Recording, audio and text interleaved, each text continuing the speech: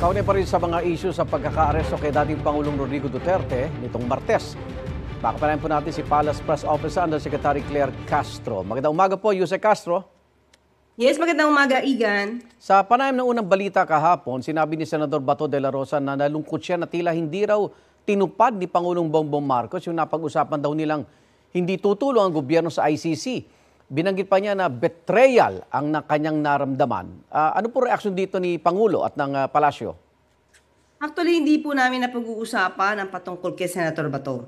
Pero kung iisipin po natin, wala pong ginawang betrayal ang Pangulo. Kanino man po.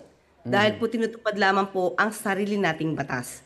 So mas mahirap po siguro magkaroon ng betrayal ang administrasyon sa sarili nating batas. So wala pong betrayal kung kanino man po. Opo. Kung ito man po ay nagpapatupad ng pag-cooperate sa Interpol. Sabi rin po ni De La Rosa, mas parang atat na atat raw ang gobyerno na huliin si dating Pangulong Duterte kaysa sa Interpol o ICC. Yan lamang po siguro ang kanyang pananaw dahil siya nga rin po ay nangangamba kung siya ay mayroon pong warrant of arrest. Natural po, maramdaman po niya yan. Pero tayo lang po ay nagpapatupad. Doon dumating po ang warrant of arrest sa pamamagitan po ng Interpol. Doon lamang po natin pinatupad. So wala pong masasabing atat na atat po ang gobyerno na ipahuli ang dating Pangulong Duterte. Okay, questionable pa rin yung wala daw na ipakitang warrant of arrest, Yusek. Meron po, physical copy po, ibinigay mo mismo po, dala rin po ng Interpol, dala rin po ng DOJ. Ito po, dito sa atin, sa batas po natin, hindi po nga kailangan na ibigay agad yung warrant of arrest. Basta po totoong may warrant of arrest, pwede po yan na ibigay kahit po after na ito ay mahuli. Opo. No, aresto. So wala pong nilalabag na batas po dyan. Meron pong physical copy. Hindi po totoo na wala pong kopya. Yan po ay para po siguro mapag-alab lang ang damdamin ng taong bayan na walang kopya ng warrant of arrest. Kasi nungalingan po yun. Okay. Nasunod ba lahat ng napagplanuhan ng gobyerno? Kasi po may impormasyon na dapat tanghali ay nailipad na siya pero inabot doon ng hating gabi dahil sa umano'y delaying tactics ng kampo po ni Pangulong Duterte.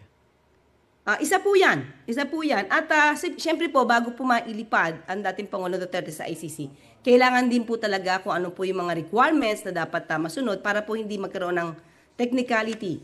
So, kung ano po yung nire-require para po mas mailipad po ang dating Pangulong Duterte sa ICC, yun po ay lahat ay ginawa po ng administrasyon.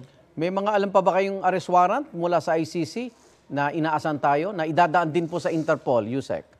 Wala pa po tayong nakukuhang anumang komunikasyon. As of the moment, wala pa po. Okay. Igan. Update tayo sa utos ng Supreme Court na magkomento ang ilang opisyal ng gobyerno kaugnay sa inihaing petition for writ of habeas corpus ng magkakapatid na Duterte.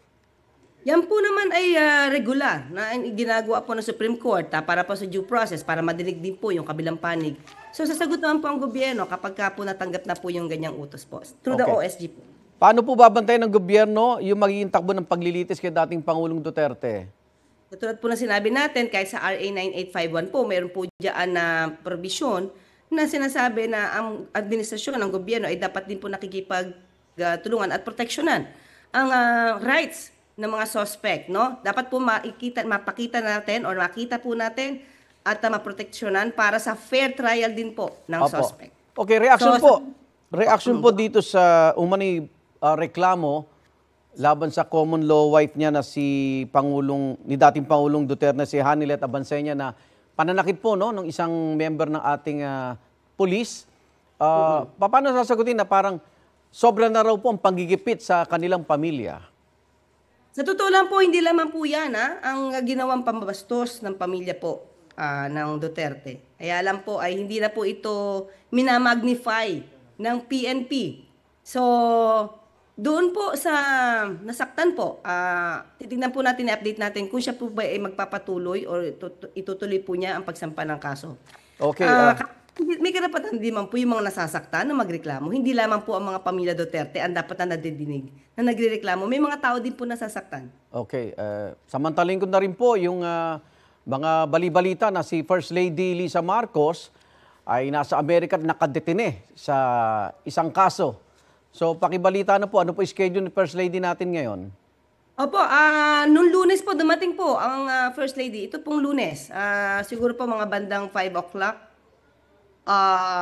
in the morning. So wala pong katotohanan na siya po ay nakadetine sa ibang bansa. Okay. Gawa-gawa lamang po yan para masira po siguro ang First Lady. Maraming salamat, Palace Press Officer Undersecretary Claire Castro. Ingat po. Salamat, Igan. Igan, mauna ka sa mga balita, mag-subscribe na sa GMA Integrated News sa YouTube para sa iba't ibang ulat sa ating bansa.